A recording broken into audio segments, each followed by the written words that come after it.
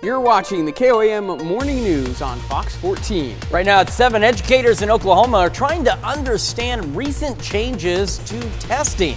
Our very own Melissa Alexis shares how some teachers are left frustrated. Also, Lonnie Walton shares how local greenhouses are dealing with the consistently high temperatures. And not having to deal with any kind of heat today, below normal temperatures out there for our Labor Day. We'll have a look at that forecast for you coming up. The 4 states' most watched news starts now. Good morning and welcome to the KOAM Morning News on Fox 14. I'm Anthony Saviello. Chris Warner just after 7 o'clock now on this Monday morning, Labor Day morning. I forgot what day it was. I've just been saying Labor Day all day. So it's Monday. It's Monday. It is Monday, but for many of you, it's part of a long weekend. Hopefully it's going pretty well for you. How have you been? Not bad. Good. Not bad. I'm glad. Ready Just to get some more checking sleep. in on you. You want to make sure everything's good with you. Yeah, well, here we are. Good. We're making it, and hopefully you'll continue to make it with us as well. And some changes in Oklahoma causing some issues. Oklahoma schools are working to deal with a recent change in state test scoring. This comes after the Oklahoma Department of Education changed its scoring method, but didn't announce the change. KOAM's Melissa Alexis spoke to the Miami School District about how they're handling that change. Level 0's perfect, guys. The Oklahoma Department of Education lowered its state cutoff score for what's considered proficient. This caused a jump in students who were considered proficient, a misleading increase. But to the general public and the parents, it's deceiving because it looks like, oh, my child is right on target, they're doing great. But when you lower those cut scores, it might not be as great as it seems. She says this change wasn't originally disclosed to Oklahoma school districts, and she doesn't know the exact reason that it was changed. I don't know all the reasoning. We really weren't communicated that the cut scores were going to be lowered, and so that's kind of why everyone's in limbo, awaiting an answer. Miami Public Schools say they look at OPI scores yearly, which can give a more accurate representation of student progress. They also say these test scores are not the sole indicator of student success. We've had about 100 internships, and that wasn't a thing that was happening here 4 years ago. So seeing that growth is very important. Performance index, which is the OPI. And so we compare students' test scores that way rather than by their proficiency or basic or below basic. That's how we look at it because that's the true measure of growth. Looking at OPI instead of the state's cutoff scores is how Miami schools track their student growth. By doing it this way, Douthit says they've seen a 10-point increase in scores. Iverson and Douthit say communication and transparency are important so that the schools can do their best to meet the standards of the State Department. Reporting in Miami, Melissa Alexis, KOAM News.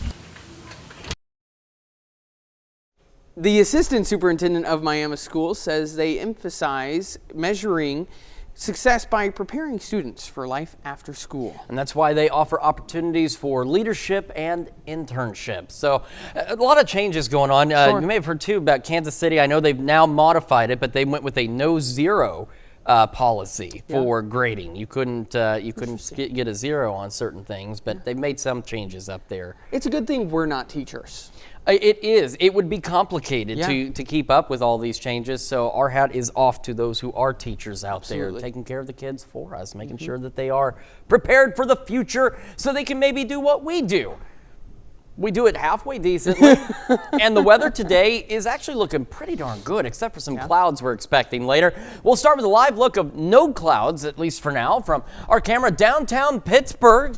Got that sun rising out there, and again, off to the east, skies are clear, but off to the west, that is gradually beginning to change. Our camera 7th and range line, another great viewer. My goodness, see, that's what I'm saying. We're doing halfway decently. Another great view of that sunrise, though, out there. Modi camera 20th and range line. Again, if you look up toward the banner here, you can see the clouds coming in from the southwest to the northeast, and they've been slowly starting to increase out there. They will increase rather rapidly through the morning, and by noon, as you can see on the future track, mostly cloudy skies out there across the region, and that'll be the case. Will either be mostly cloudy to just plain old cloudy at times. And while we do need rain, if you have outdoor plans for Labor Day today, don't let the clouds fool you. We don't have any rain in the forecast for our Monday whatsoever.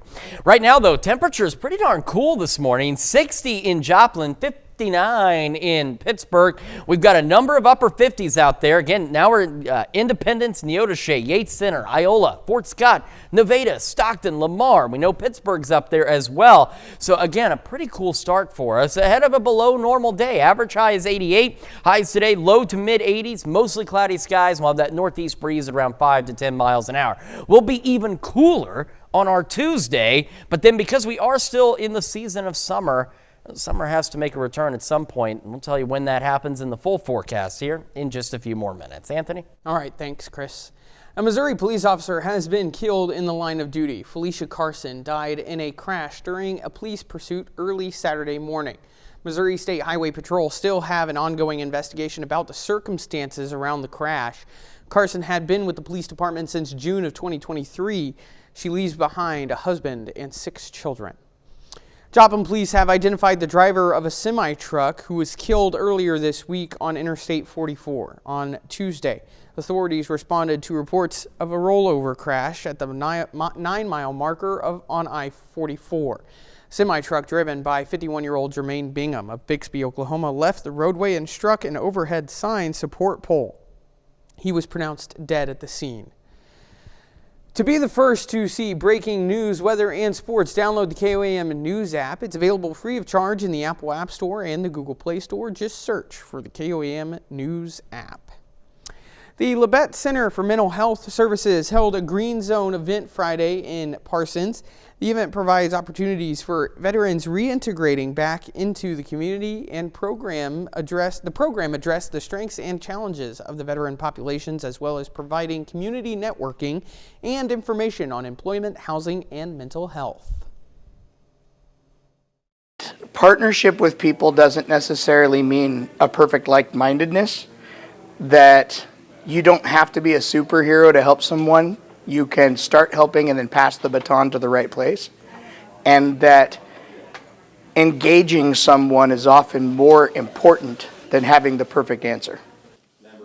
The event also featured a catered lunch. This was the 10th presentation of the Labette Community Green Zone events. A local greenhouse in Neosho says he had to spend more time and money to keep on top of things due to consistently high temperatures this season. KOM's Lonnie Walton has the story. Daniel Mitchell from 4 States Greenhouse says the weather just hasn't been good for him or his crops this season. It's been just a drought the entire month, right? You don't really get much rain. It's just the clouds aren't as thick as they used to be. Due to the extra time and money spent on additional gear, he had to find work elsewhere. We've done a couple landscaping jobs just to be able to pay for some of the stuff that we've been doing here. And I mean, of course, we're happy to do it, but you know, we're always running out of time because we're constantly busy. Angela Harris from Alchemist Haven says these temperatures are bad for small businesses. Small local farmers really struggle to have those things, especially when natural resources aren't there. Angela says there are a few ways to keep your crops safe. Make sure that you have proper runoff for your crops so you're not wasting water as they're being watered. Reporting in Southwest Missouri, I'm Lonnie Walton, KOAM News. The greenhouse sells mums at shops across the area, including at Alchemist Haven in Joplin. Those are your top news stories this half hour. Coming up next, Lori Horton will be back in the studio showing us her recipe for a cherry no-churn ice cream pie. Welcome back. Lori Horton joins us from Celebration by Lori, and she's been showing us her recipe for a cherry no-churn ice cream pie. Yeah. It just sounds good when I say it. It does. It's really one that just, you know, when you go through your recipes, and I'm probably the only nerd that reads recipe books like they're an encyclopedia, but it's one that catches your eye. You're like, ooh, sounds really good. So we got our crust made earlier, and that was so simple because it was just, you know, food processor Oreos, whole Oreos, and a little bit of melted butter. And the way that we're doing it for the large pan is going to be super simple because we didn't have to bake that. We just layered those in there, put a little butter on them, went from there. So the next step we're going to do though is make a little bit of homemade whipped cream. Okay. Now, if you're really in a hurry, you can do Cool Whip. Okay. This is about the equivalent of a couple of tubs of Cool Whip, or whatever your favorite brand is. Perfect. I'm gonna make a little noise here and we're gonna whip this on up. But I've just got straight up heavy whipping cream in here. We're not adding anything to this. If we were making a whipped cream topping, we'd put a little sugar or a little flavor in that. Sure. But we want this for strictly the whipped cream. So that's why it's really great when you go ahead and whip it up from scratch with just that fresh cream. It's going to make it a little bit lighter, which it's cooler right now, but give it time. It's going to be really nice and creamy. And it gives it that texture of ice cream, even though we're not really making ice cream. So we want to whip this until stiff peaks form, and that's going to take just about 1.5 minutes. And I already got this about halfway there. So pretty quickly. And again, hand mixer, don't have to get out the big equipment for this. Sure. But even if you don't have this at your disposal, you said Cool Whip is a good option. Cool Whip is always a good option, and it's still delicious with that. You know, go for the full round of Cool Whip. You can even go with some of the flavored ones they have now, the vanilla and the different ones that are a little richer. But this is going to be a good stiff peak. You can see it on my beaters there. And then we're going to set that aside for just a minute. We're going to take a can of cherry pie filling, whole thing. Yeah. And again, your favorite brand, if you like the kind that's got extra fruit, if you need to make this a little lower sugar, sure, you can make that option. You can make this from scratch as well. Okay. Use a different kind of fruit if you like. If you prefer peaches or, you know, my brain just lost fruit. That's fine. But, you know, change it up. Make it whatever you guys like. This is not something that you would say is set in stone, has to be done one way. No, never, never. You want to take a potato masher. I've got a pie crust masher here, and all I'm going to do is just chop up that fruit a little bit because we don't want really large pieces. This is going to go where you make it easier to spoon and slice, so it's always awkward when you have really large chunks of fruit in there. Don't have to go crazy. Break them up just a little bit, but don't lose any of that good fruit in there, so make sure you clean that off. And to that, we're going to add a can of sweetened condensed milk. So fear not, there will be plenty of sweet sugar in that. It's in our sweetened condensed milk. We're going to mix that together thoroughly and add a little bit of almond flavor. And when we come back, we'll combine all of this and finish our topping and make it look pretty. All right, we'll be right back with more after this. Welcome back. We're here with Lori Horton, who's making our cherry no-churn ice cream pie, and it's looking good so far, Lori. It is. I mean, we've got all the elements. It really can't go wrong from here. Perfect. Famous last words. We've got our cherry pie filling and that sweetened condensed milk all mixed up here. Added just a splash of almond. You could do vanilla, whatever your favorite is, but I love almond with cherry. It just gives it that little extra. And the other little extra that I'm going to add in there, because we've got our chocolate in the Oreo crust, I'm going to put a few little chocolate, and these are just ice cream sprinkles, but they're going to give you just a little hint of chocolate as you bite through that. And we're going to put some of these on top as well, of course. And then we're going to fold in all of that homemade whipped cream that we just whipped up. Right on. And you don't have to be real gentle with this, because this is not a rise or fall. Oh, be so careful as you fold in the whipped cream. We actually want to get this really fully incorporated. So you're just stirring it in gently. It's already all mixed up, and that pie filling is going to be really nice and fluffy in there, believe it or not, for as dense as it starts out. But what this does is starts to create this creamy, smooth, you can see it really almost does look like melted ice cream in there. And as we put this in our crust, or 2 pie shells, if you went that route, it's kind of an option. This is going to be something you can serve just cold out of the fridge, or if you really want to go full on nice ice cream texture, you pop it in the freezer for about 4 hours. And if you are making this in a pie shell, that's what you want to do so that it is stiff enough that you can actually cut it and serve slices. So would you recommend cooling it down no matter what, at least before you serve it? Yeah, you want to chill it in the fridge for a while either way. I had an awesome family reunion yesterday. I have to say the reviews on this were freaking amazing. Yeah. So I think that was successful. Absolutely. So I love hearing that, but I just chilled it in the fridge overnight, and I popped it in the freezer for a little while right before we served it. Sure. It was perfect. We spooned it out. It made it easy. You didn't have to really stress about it. So we're going to pour this entire container in there.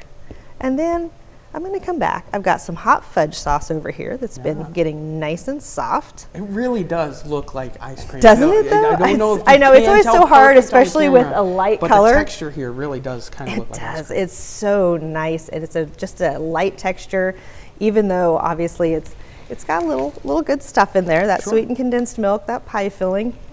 Small pieces. Sure. But it's so good. And it really, you could serve it absolutely right now if you just spooned it out. Sure. But it's going to be a little bit easier to dip if you go ahead and chill that. And actually what I did was chill it before, and then right before I served, I added my toppings. Yeah. So it was a little bit more solid, a little bit more easy to spoon on there, but it's okay. We have hot fudge here.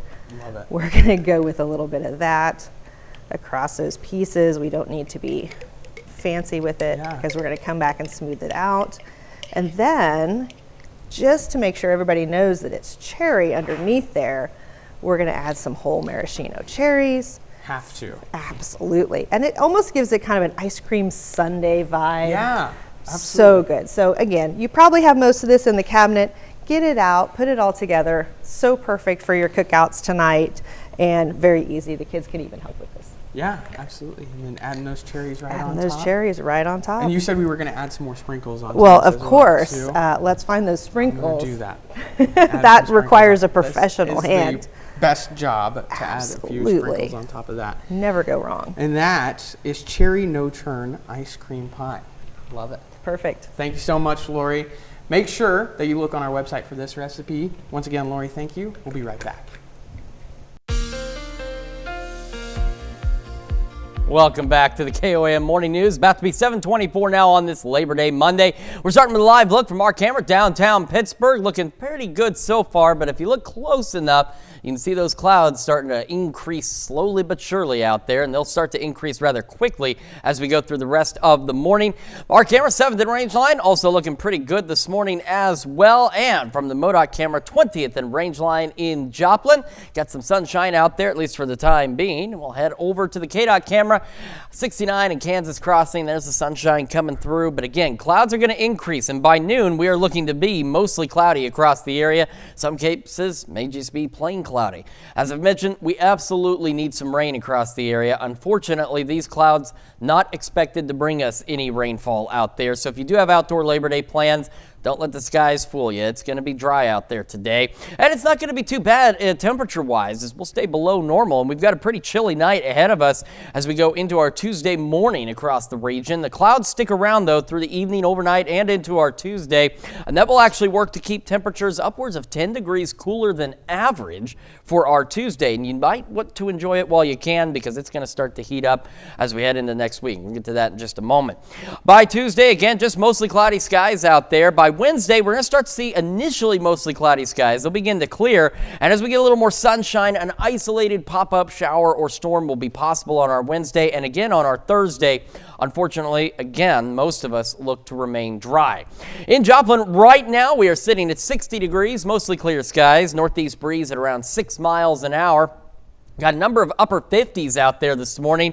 So we've got Independence, Neodesha, Yates Center, Iola, Fort Scott, Nevada, Stockton, Lamar, all in the upper 50s this morning. So a bit of a chilly start, all things considered, because we are still technically in summer. Meteorological fall started yesterday. Actual fall, seasonal fall, doesn't start until the 22nd, so that's not bad.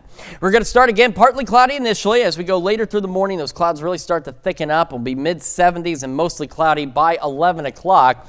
Our highs today below normal. Average high is 88 for this time of year. We'll be low to mid-80s with those mostly cloudy skies and a northeast breeze at about 5 to 10 miles an hour. Then we head into the evening, and it's going to remain mostly cloudy out there. We'll fall back eventually to the low 70s by 10. Overnight lows tonight, most of us into the low 60s, but more upper 50s absolutely possible across the region. So another chilly night. And like I said, you're going to want to enjoy it because the extended forecast has some bad news. All right, so low 80s tomorrow, upper 70s even for highs. Mid 80s Wednesday, Thursday, maybe an isolated pop-up shower storm. Low 80s Friday, Saturday, upper 80s Sunday, but still a bit below normal for many of us. Then we head into next week.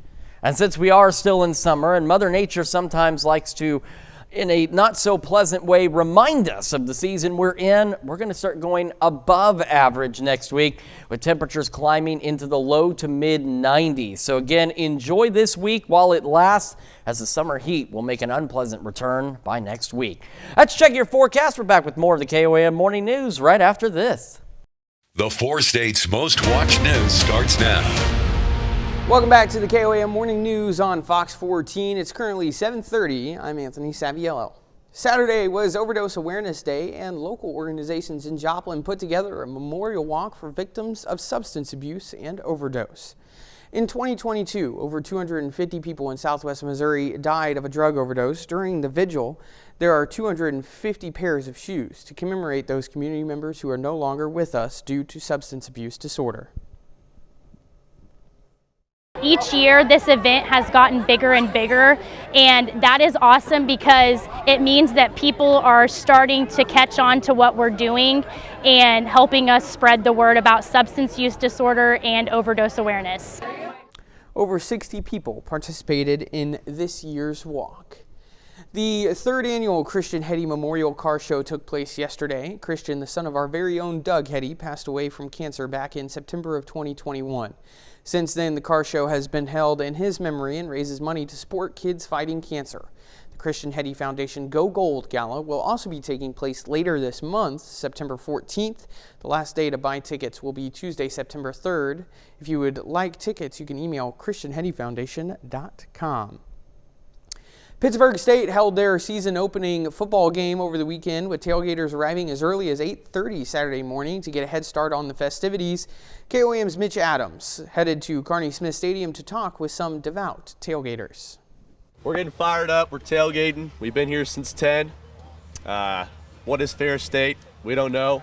We're about to find out. Got some dogs rolling on the grill. We're going to play some cornhole, get some bags rolling, get everybody fired up for game day. We started tailgating here in 1992. We started with a little disposable throwaway grill and some palooka sausage, and we grilled it, and it was great. We had a good time, and at the time there was like 1 or 2 people tailgating out here. We have a good time, but we get out here and we serve food a couple hours before the game time, and we have probably 50 to 100 people, depending on the game, that come out and eat. Oh, Pitt State's tailgating, yes. The atmosphere here is just amazing. Hey, Gorillas! Gorillas! Yes! Pitt State beat Ferris State 19-3 in a battle of the Division II top 10. Now we'll go to Chris with a quick look at our forecast. Yeah, we've got, at least for the time being, mostly clear skies out there. You can see from our camera downtown Pittsburgh, but if you look, let me step to this side. Back behind me, clouds gradually increasing from the south and west. Our camera 7th and range line, again, mostly clear skies in Joplin, sunshine as we get this Labor Day underway. Not nearly as many folks on the road this morning because I'm sure a lot of you have some time off, and you should enjoy it because about a week from now it's going to be considerably hotter. We're talking 10, 12 degrees hotter. All right, MoDOT camera 20 in the range line also looking good as well. Again, clouds increasing as we go through the morning into the afternoon. By noon, we are looking at mostly cloudy to just plain old cloudy skies. And as I've mentioned, while we do need rain here in the 4 states, these clouds will not be giving us any. So if you do have some outdoor plans, you can go ahead and carry on with them. It will look like it's going to rain. It just unfortunately is not going to do that. Quick look at temperatures out there. We're sitting at 60, Joplin and Pittsburgh right now. There's that sunshine on the KDOT camera there south of Pittsburgh. Temperatures this morning, we've had a number of upper 50s, still do. Again, almost in a semicircle here. Independence, Neodesha, Yates Center, Iola, Fort Scott, Nevada, Stockton, Lamar. So a pretty cool start considering that technically we are still in summertime out there. All right, partly cloudy initially, then we'll see mostly cloudy skies, northeast breeze at around 5 to 10 miles an hour. Average high 88. We'll be going into the low to mid 80s today. Much cooler weather for most of us tomorrow as well, and then we've got that summertime heat up next week. Details on that in the full forecast here in just a few more minutes. Anthony? All right, Chris, thanks. One Dallas police officer is dead and 2 others injured following a shootout.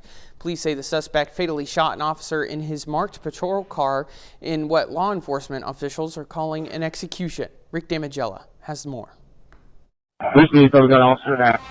A Dallas police officer was killed late Thursday night in what police are calling an execution. 46-year-old Darren Burks was a former teacher and graduated from the police academy just last December. I know that the word ambush has been thrown around in the last 24 hours or so. That's not what happened here. Officer Burks was executed.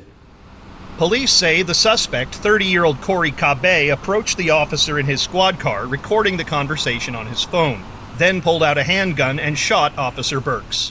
When our officers arrived, they found a Dallas police officer who had been shot in his marked patrol vehicle. Responding officers then exchanged gunfire with the suspect at that scene, and 2 officers were shot at that scene. One of those officers was treated and released. The other remains hospitalized. Police say the suspect fled in his car. Officers pursued and the chase ended north of Dallas. Police say officers shot the suspect after he pointed a shotgun at them. He died at the scene. Our officers were targeted for nothing more than the uniform they wear and for the brave and honorable job that they do. The investigation is ongoing, but police say the shooting was premeditated. At least 93 law enforcement officers have been killed in the line of duty this year, according to the Officer Down Memorial page. Our department is hurting. We're grieving the loss of our brother after this senseless, evil act. I'm Rick Damigella reporting. Let's a look at our top news stories coming up this half hour on the KOAM Morning News. Summer is coming to an end, and that is usually a sign of all things pumpkin spice. We'll show you how Americans became obsessed with the popular fall flavor. In Consumer Watch this morning, Canadian Railroad Union members take a stand against a government go-back-to-work order in a move affecting U.S. and Canada cross-border business. The Teamsters Canada Rail Conference has filed suit against Canada's government. The Teamsters Canada says a government order to return to work is interfering with the right to collectively bargain. An arbitration process has not settled the matter, but workers had to go back to their jobs. New rental market data shows how much living low may mean paying high, even for simple one-bedroom apartments. Marketplace platform Zumper says in a national rent report that wanting to live in some of America's top urban areas will cost you big on monthly rents. Zumper says the median price of a one-bedroom nationally was $1,534 a month in August. As Americans do what they can to stretch their budgets as they contend with inflation, consumer experts are warning shoppers to be mindful of unit pricing. Consumer Reports says shoppers shouldn't forget about this money-saving tool, which lists the price per unit of an item rather than the total price. That way, shoppers can do a side-by-side comparison of items to see which one represents the best deal. If you need help converting items to the same unit, you can search online for a unit pricing calculator. With summer fading off into the sunset, it's just to start looking a lot like fall. And with the change of the seasons comes a tasty treat that has hold on millions of Americans. Fox News' Sue Guzman takes a look at the obsession behind pumpkin spice. For many, Labor Day marks the end of summer, but as folks soak up the last cookouts and beach days of the season, a growing number are starting to embrace the taste of fall as autumn creeps in. And what's a more signature way of celebrating than with something flavored with pumpkin spice? From coffees to teas and beyond, it's not uncommon for pumpkin spice-flavored goods to flood the market this time of year. Data from Nielsen revealing Americans spend more than $500 million on pumpkin spice-flavored products annually. And it turns out our love affair with these orange gourds goes back hundreds of years. Pumpkins are one of the oldest native crops in the United States. George Washington mentions pumpkin spice as part of his farms. So this is as American as it gets. Because many of these treats are only available for a few months, their exclusivity also drives demand. People like to be seen as showcasing that exclusivity, having that type of conspicuous consumption of being associated with something that is special. Economic experts say pumpkin spice-flavored items can even tap into consumers' emotions. It's about what lies ahead. There are many beautiful things that we enjoy during the fall, And the pumpkin spice is a way to signal that those things are coming. Meanwhile, the seasonal flavor is also a way for businesses to try to boost sales and attract more customers. This is an opportunity to get new people into your stores. And once you have those customers, it's an opportunity to also showcase what else you have in store for them to try. Sue Guzman, Fox News. And those are some of our top consumer stories. Let's take a look at the market prices before the opening bell.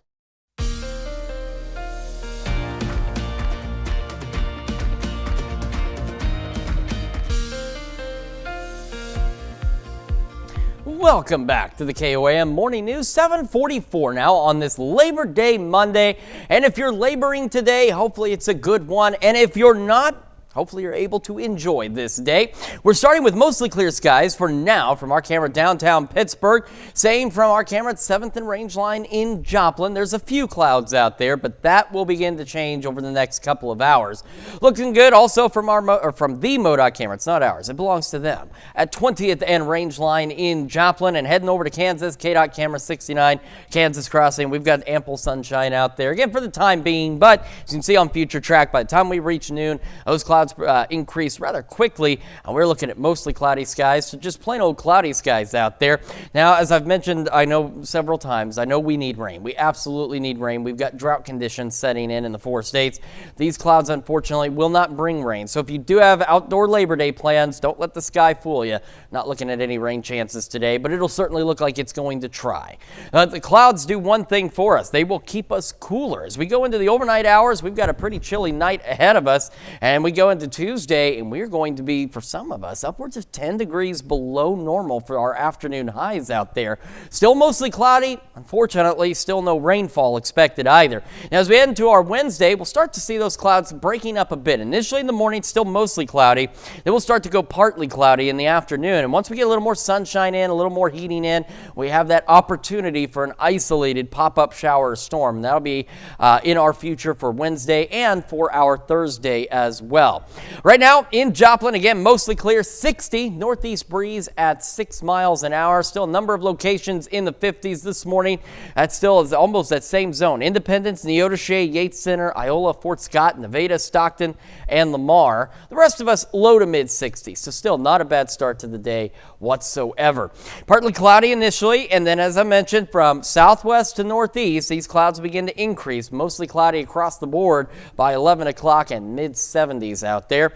Mostly cloudy skies through the day. Northeast breeze 5 to 10 miles an hour and highs low to mid 80s. Our average is 88, so we'll be below that. Maybe not significantly so, but it'll be cooler than yesterday because, boy, yesterday was a toasty day. Heading into the evening, mostly cloudy skies, low 70s by 10, low 60s for most of us for our lows, but some of us may even fall back into the upper 50s out there.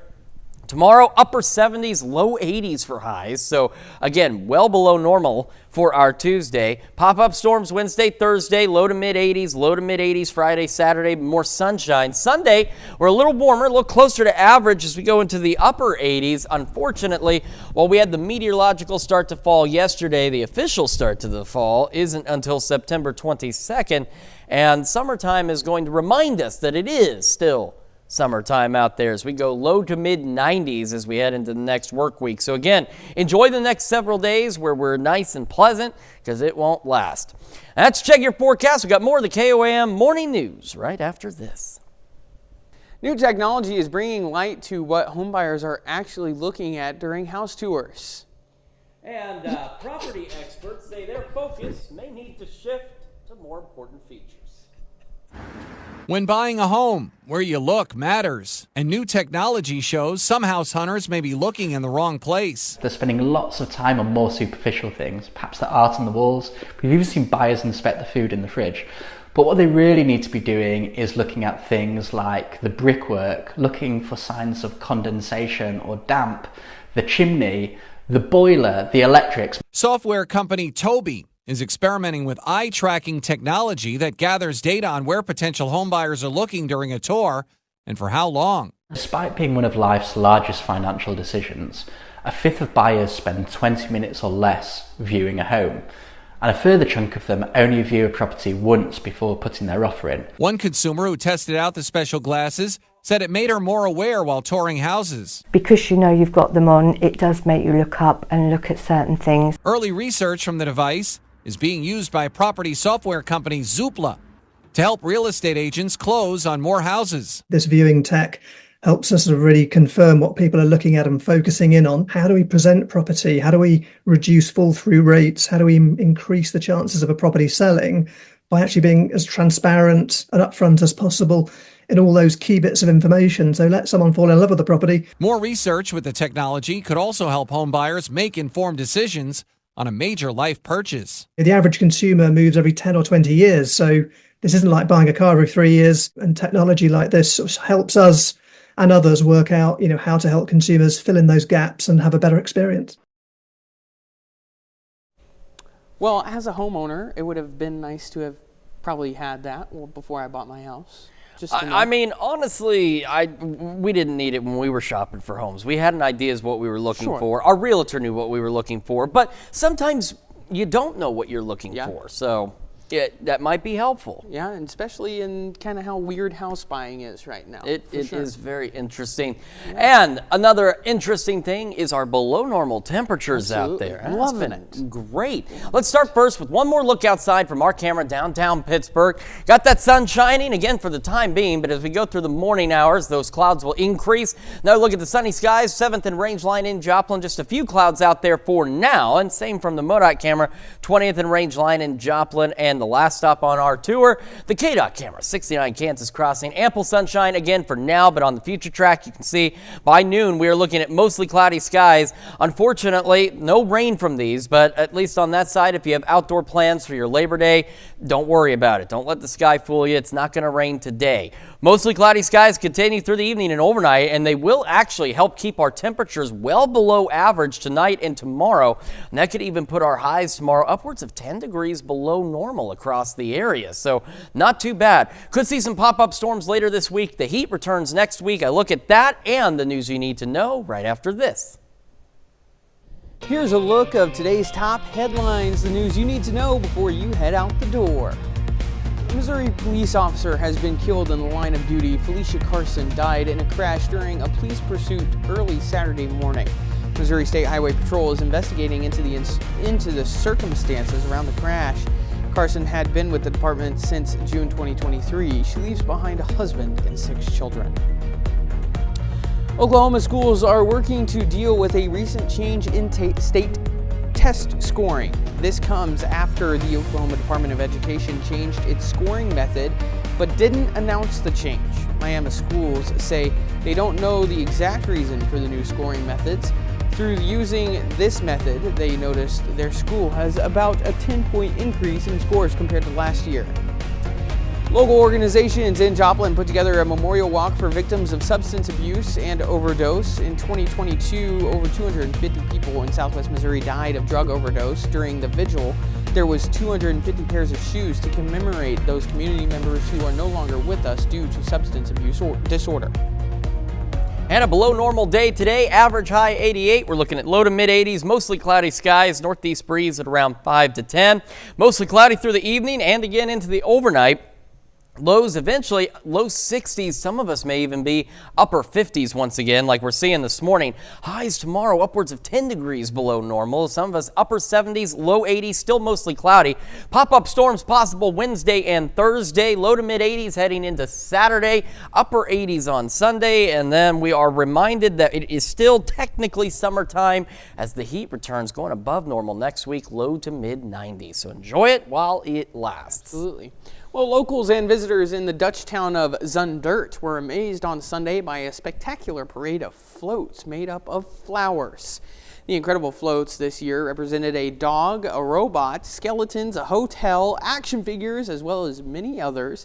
The Corso of Zundert is one of the biggest flower parades in the world. This year, 20 teams competed to build the most beautiful float made with thousands of dahlias. Dahlias? Okay. Mm-hmm. Well, the floats are made by volunteers who start months in advance and work through the night to get the floats ready for the big day. That is a lot of flowers, and there are flowers in motion. Certainly impressive. It almost puts the Pasadena Rose Parade to shame. Almost, yeah. That's pretty cool. Yeah. Well, thank you all so much for letting us put the good in your morning. We're back with more news and weather today at noon. Have a great rest of your day.